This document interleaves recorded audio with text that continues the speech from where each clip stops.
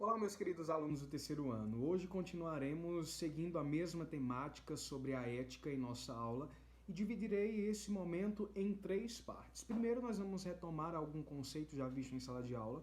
Segundo, nós continuaremos discutindo alguns pensamentos de alguns filósofos da antiguidade.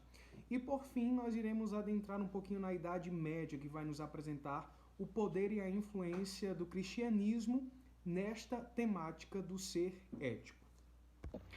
Em aulas anteriores, nós continuamos seguindo a linha dos pensamentos dos filósofos da antiguidade e destacamos duas correntes filosóficas, que foram os cínicos e os estoicos. E dentre esses se destaca a figura do filósofo Diógenes, onde convida de fato a todos os seres humanos se desprenderem dos bens e do estado que causa no indivíduo um certo prazer. Porque lembrem-se que para a concepção desse filósofo, o prazer torna o ser um ser vulnerável, um ser não virtuoso. E o ser ético é justamente aquele que vivencia a virtude em suas práticas. Então, os bens e os prazeres, na concepção dessa corrente filosófica, defendida por Diógenes, afasta o homem do bem, afasta o homem da sua essência, afasta o homem de se considerar um ser virtuoso. Então, o desprendimento de tudo para Diógenes é que faz com que o ser se torne um ser ético. E aí essa liberdade, ela também brota uma desconexão das conjunturas sociais. E aí foi isso que nós discutimos no pensamento desses filósofos da antiguidade. No hoje ainda, nós iremos continuar nos deparando com um pensamento predominante também nesse contexto da modernidade, que vou explicar para vocês agora. Vejamos, se os cínicos e os estoicos dizem que nós seres humanos não podemos viver em um estado de prazer, não podemos nos satisfazer com os bens mundanos e etc., logo, a vida destes indivíduos é uma vida infeliz, é uma vida mais de dor, é uma vida mais de sofrimento. Por que eu estou fazendo questão de dizer isso? Porque a partir de agora, com os empicuristas, corrente essa filosófica defendida por Empícoro, nós vamos perceber que esse pensamento vai ser confrontado. Porque ele vai dizer o contrário, que o indivíduo virtuoso, o indivíduo que busca o bem, que de fato quer tornar-se um ser ético, ele precisa deixar de lado essa besteira ou essa ilusão de que só vivendo o estado de sofrimento é que ele se realizará ou que ele de fato tornar-se-á um ser ético. Não, pelo contrário, ele precisa viver em sua integridade o prazer.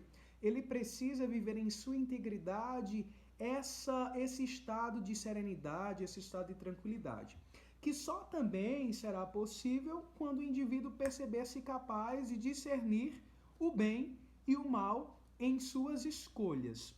E aí, para os empicuristas, não é também qualquer tipo de prazer que vai realizar o homem. Pelo contrário, esse prazer precisa ser pensado.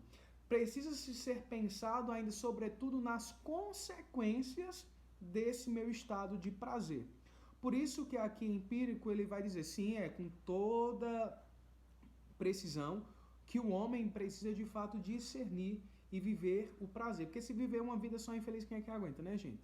Então, para Empícoro, o homem ele precisa de fato viver esse estado de prazer, mas também refletir quais as consequências das suas escolhas em volta a esses turbilhões de sensações que ligam o homem em seu estado de vida. Então, ainda para Empícoro, o prazer era o bem mais supremo do qual o homem ele poderia alcançar. E aí esse prazer também não poderia ser momentâneo, passageiro. Precisava ser um prazer duradouro. Por isso que precisa se pensar, precisa se refletir. E aí essa ideia, nós iremos perceber uma outra que para esses filósofos empicuristas, eles vão dizer que o indivíduo basta-se a si. Ele não precisa-se de um outro, porque ele por si só se basta, ou seja, ele por si só se realiza, ele por si só é capaz de discernir, ele por si só é capaz de viver bem o seu estado de vida. Se aí ele se vive bem, se ele se autorrealiza, logo ele também vai fazer com que o outro do qual ele se relaciona, também viva ou estabeleça esse estado consigo mesmo.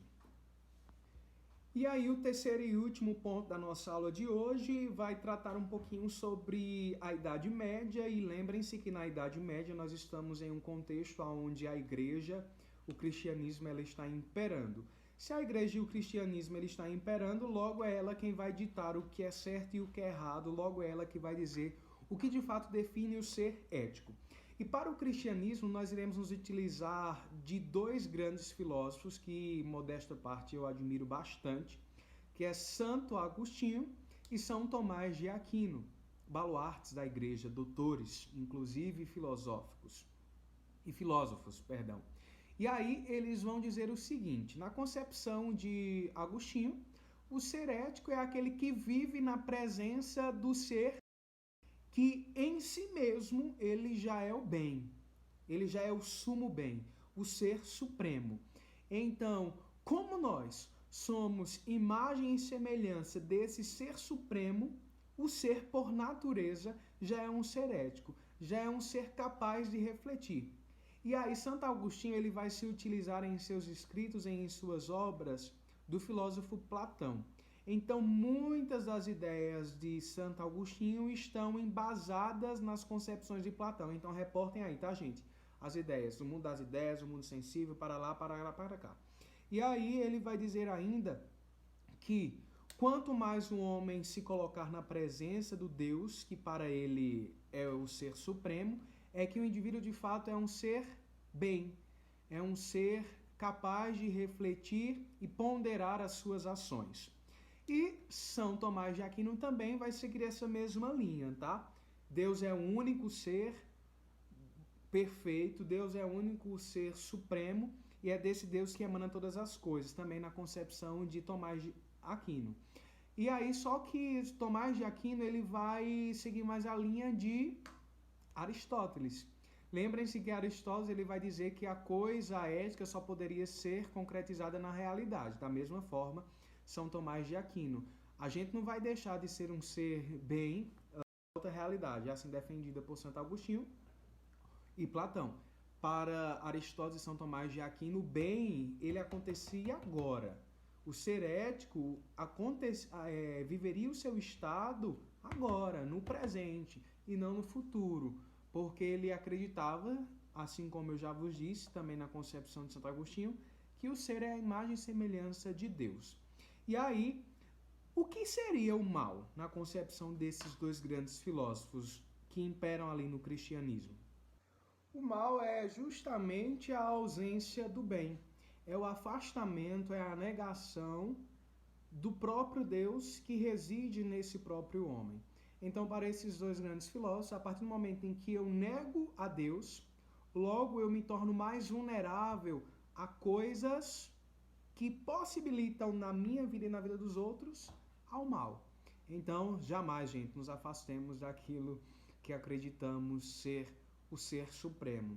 Bom, acredito que por hoje já deu para esclarecer bastante, mesmo mediante as nossas dificuldades no momento, em questão de estarmos vivenciando as aulas presencialmente. Por essa videoaula, dá para esclarecer e pontuarmos aquilo que acredito que é importante para os vestibulares da vida de vocês. Não se preocupem, fiquem atentos. Na apostila de vocês tem toda essa discussão da qual eu me reportei no hoje também, tá? A partir da página 215, onde vai trazer o legado dos filósofos gregos, onde também vai pontuar o cristianismo, a ideia de dever, a ideia de indecisão, a natureza humana e dever, ok? Bem como, assim, se você já quiser também, lendo e relendo, assistindo, reassistindo aos vídeos, aulas que eu vou te mandando, para que o seu conhecimento sempre cresça. Por enquanto, não vou passar nenhuma atividade, tá? Mas aí eu vou querer que você, de fato, leia a sua apostila, rabisque, registre as suas dúvidas para que no próximo encontro nós venhamos esclarecer de uma forma melhor daquilo que vimos no hoje. Beijo grande, bom final de semana!